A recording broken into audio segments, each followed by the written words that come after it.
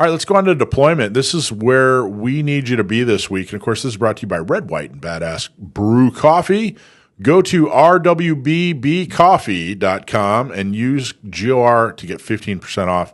Order yourself some coffee. Again, that's rwbbcoffee.com. Get 15% off on your order by using GOR, Gun Owners Radio. Okay, this is, of course, happy Thanksgiving, everybody. It's coming up this week. I hope that you spend it with family, or if you can't spend it with family, spend it with loved ones instead of your family. But by all means, have a peaceful and happy Thanksgiving. So there isn't a whole lot going on, but we did want to bring a couple things to your attention. There is another communications class coming up. It is on December 7th. So it's Intro to Communications class. Sign up today. Spaces are filling up. Learn how to stay connected during emergencies. It's a $360 class. Go to gunownersradio.com to sign up for the December 7th class, which, of course, is happening at in El Cajon at American American Shooter. Lunch is included. Mike's bringing spaghetti. Yeah. If you sign up, you're going to get a Baofeng UV5R programmed radio, but this is not just a ham class. It's not just a ham radio class. There's a lot of information in this class about communicating, especially in a time of crisis or emergency. It's just that ham is a big part of it, but it is not a ham radio class. So if you want to learn how to communicate without a service subscription like AT&T, Verizon, or Starlink, this is the class for you. Man, this class is really super popular too. Absolutely. They're all filling up. Everybody really having a great time. They just had one on Saturday. It went really well. It was a full class. So don't wait. Sign up. Check it out. It should be super interesting. We're also bringing Masad Ayub in to town. Let's see, March 7th, 8th, and 9th. There's going to have 2 lectures, 2 classroom lectures, 2 live fire. I think the live fire is full. It is. The live fire class is totally full. You missed out. If you didn't buy yet, you missed out. So this is Mastering Self-Defense. Train with Masad Ayub. Tickets are on sale now. The live fire class is full, but there's still space at the MAG 20 classroom course. So at the very least, attend the classroom course. Armed Citizens Rules of Engagement is the live classroom. That's the title. This is a must for CCW holders and instructors, pretty much anybody that owns a gun for self-defense. So at least go to the class. Should be extremely interesting. It's going to be very informative. And you're going to get to meet Masad Ayub, who's actually going to be in the studio that week. And we're going to get to talk to him. And again, happy Thanksgiving. Forget about politics. Forget about guns for a while. Just go fill up on turkey and watch the Lions and the Packers play. Or I don't know who's playing on Thanksgiving. Usually it's Lions and Packers. No clue. Yeah, I don't know either. But have fun. Just relax. Take a load off. We had some great victories this election season.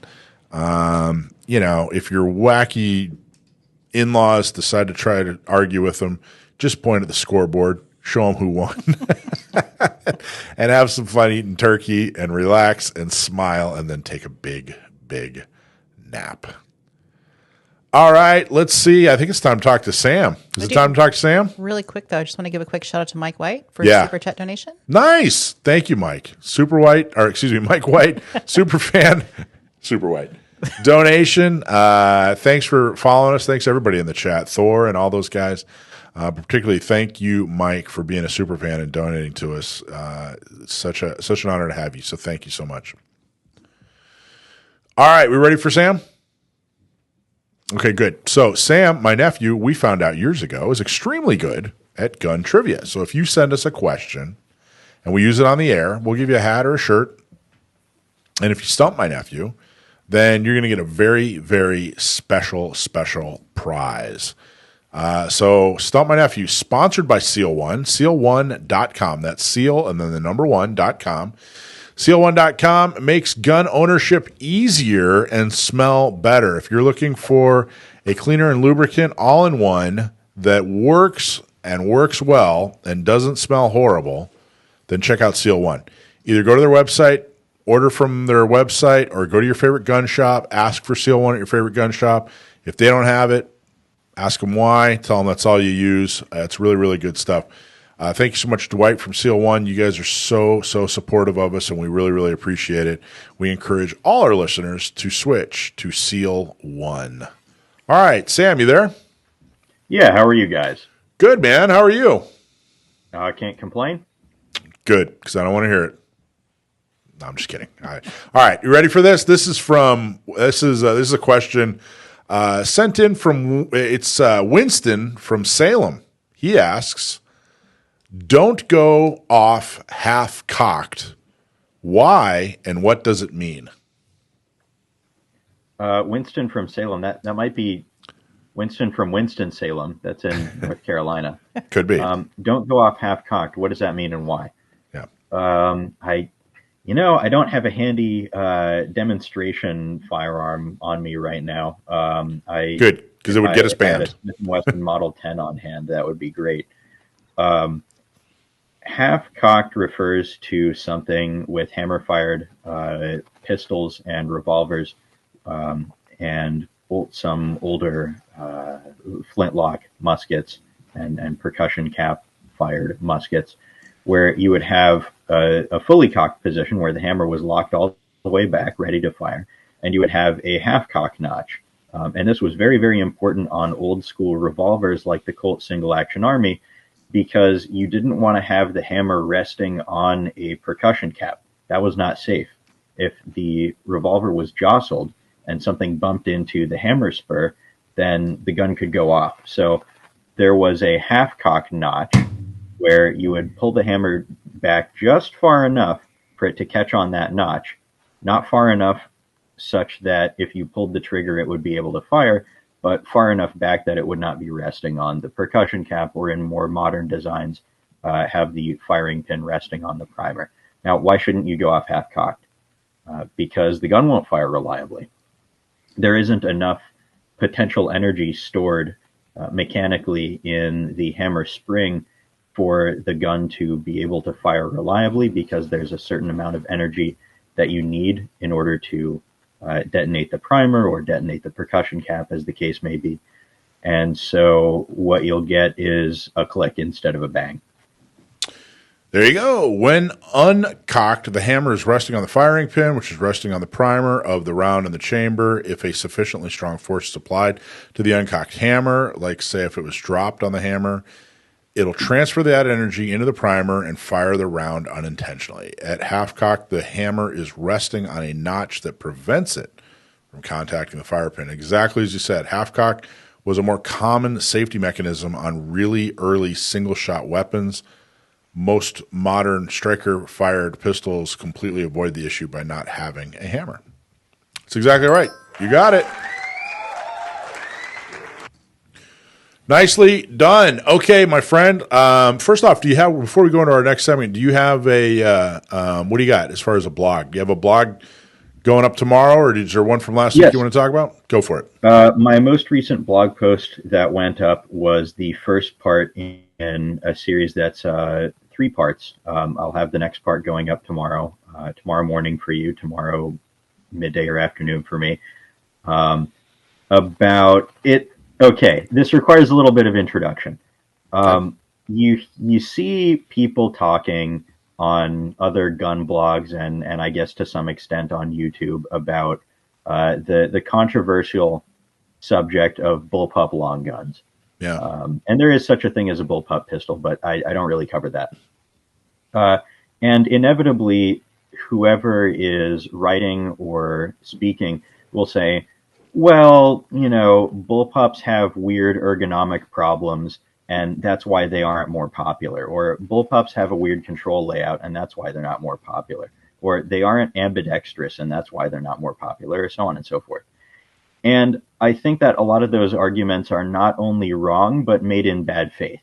So my blog posts, the most recent one and the next couple that are about to go up, are taken from the bullpup timeline, where if you can imagine a very close alternate reality in which bullpup rifles and shotguns became mainstream back in the 70s or 80s, and your conventionally laid out long guns, your ARs, AKs, FALs, whatever, kind of faded more into obscurity.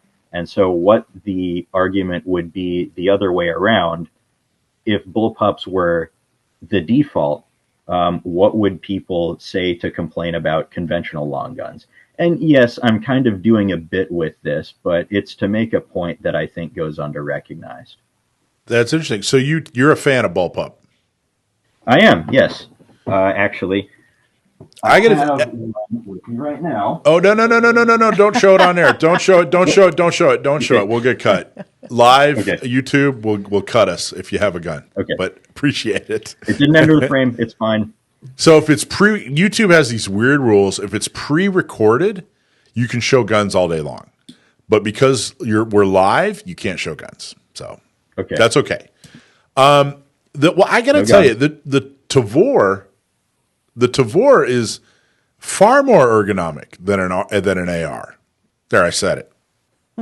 Yeah, said it. Yeah, one of the things I point out, and each part of the post, because I didn't want it to end up being 2,000 words long or whatever. Yeah. People's legs would go numb from. I'm assuming people are sitting reading it on their toilets. On the toilet, sure. Yeah, that's right. I lost my light source. At the risk of making it sort of unnecessarily brief, I decided to cut it into 3 parts, and each part focuses on a different reason why in the bullpup timeline, bullpups are the default and conventional long guns are the exception rather than the rule. And in the second and third parts, I really focus on the ergonomic differences. And something I hear a lot is stuff about control placement and about balance. People complaining, oh, the controls are in a weird place and they're so rear heavy and it's just uncomfortable to hold a bullpup shotgun or rifle because the weight is all in the back. Well, that's not true, first of all. They tend to be center balanced. And second of all, that's just a training thing. That's a training issue. Like, that isn't what you're used to. If you took 100, let's say you took 100, fresh out of boot camp, Marines, and you gave 100 of them a bullpup, a Tavor, and you gave the other 100, an M4, and you followed them through their career. Let's say we were still in time of war. You think generally the guys with the Tavor, or at least some kind of bullpup option, would probably do better? Is that a too bold a claim, or is that what you're saying? I think there would, at worst, there would not be enough of a difference to be noticeable. And at best, there might be a slight improvement in speed. Talking about the Tavor specifically, the placement of the bolt catch is really, really great. Whereas on an AR-15, AR-10 type rifle, you have that ping pong paddle shaped bolt catch on the left side of the receiver, where you can actuate it with your support hand if you're right-handed, or with the trigger finger of your firing hand if you're wrong-handed. The Tavor has its bolt catch located right behind the magazine well, and it sticks out downward when the bolt is locked back. So it's actually faster to actuate, because as you're inserting the magazine, you can just stick your thumb out, push up, and as you're inserting the magazine into the mag well, the bolt will drop and chamber the first round. And that's the Tavor specifically. Other bullpup rifles have different control layouts, but none of the mainstream ones that you see out there today are really what I would consider bad in any way that I don't think. I don't think any of them are bad enough for there to be a really significant noticeable difference in your hypothetical scenario where you train 100 people on one gun and you train 100 people, your control group, on an M4 platform or on an AK or whatever. Though talking about the AK specifically, I think they would do a lot worse, because that rifle's control scheme was designed around basically the exact opposite of what is now considered the most correct way to handle a rifle. Interesting. All right. Well, great. And that is if I remember correctly, part 1 went up last Monday and part 2 is coming up tomorrow, right? Yeah, part one's already up. Part two is coming up tomorrow. And just go to sdcgo.org/blog or ocgunowners.com/blog or inlandempiregunowners.com/blog. You know what I found with bullpups working with people? What's that? Like Sam was saying, people don't like necessarily the weight distribution because it's not what they're expecting or what they might be used to. But that doesn't mean it's bad. It doesn't mean that it's means bad, when they right. have the time to sit there and hold it in their hands, that they're at the counter, it's different. But I found that working with people when they have that weight centered differently or more compact versus distributed, they actually, if you think about it, when they got up on the shoulder and they're trying to hold it, it's easier to maintain and to hold, I found, for people in the bullpup version. Let me ask you something. Yeah. To that point. Imagine, and I'm asking this of everyone who's listening also, imagine yourself standing in an offhand shooting position, so standing up, holding the rifle with your firing hand and your support hand, and you go to reload, talking about a box magazine fed rifle, though the case is similar for shotguns like the KSG, the TS-12, the M&P-12, but you're going to reload. With what hand are you supporting the rifle, and where is the center of mass of the rifle or shotgun relative to that hand? And the answers are respectively your firing hand and right above your firing hand. Right. Yeah, I got to tell you, that KSG I love. Absolutely love the KSG. I've been through a couple of demonstrations with the DeVore and fell in love with a bullpup design, particularly with the DeVore. I think they're great. I think that most issues, there's so many issues. I don't know about most, probably most. So many issues that people complain about when it comes to shooting. So many things they don't like about this gun or that gun. But they don't actually try them. Can be trained through. Right. They're just That's training it. issues. Just That's spend it. time behind the trigger and you'll probably get it done. Okay, look forward to your blog. I want to read it. We'll talk more about it.